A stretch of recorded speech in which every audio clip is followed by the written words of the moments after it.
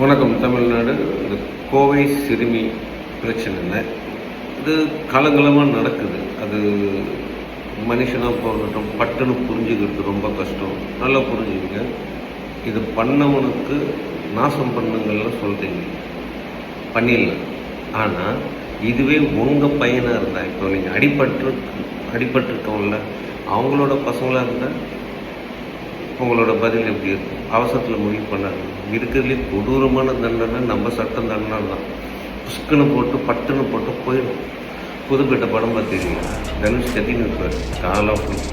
But fail தரலாமல் தரக்கூடாதா, இதை பற்றி நம்ம ஸ்ட்ராங்காக முடிவு எடுக்கணும். சொல்யூஷன் என்னென்னா, ஃபஸ்ட்டு பேரண்ட்ஸ் பெரியவங்கள சொல்லியிருக்காங்க தெரியுமா, கல்யாணம் ஆனவனும் ஃப்ரெண்ட்ஷிப்பை கட் பண்ண. நீ எனி ஃப்ரெண்ட்ஷிப் ரிலேட்டிவ் பார்த்துக்கிட்டே இருக்கணும். நான் பொண்ணை பற்றி யாரையும் வீட்டுக்குள்ளே விடக்கூடாது, பேசக்கூடாது. Hi bye. ரெண்டாவது, குழந்தைங்களுக்கு யார் சாக்லேட் கொடுக்குறான், அது கொடுக்குற எவ்வளோ க்ளோஸ் மாமா மச்சான் அப்பா அம்மாவை தவிர பாட்டி தாத்தாவை தவிர யார் கொடுத்தாலும் போக வராது சொல்லுங்கள். Do this. நெக்ஸ்ட்,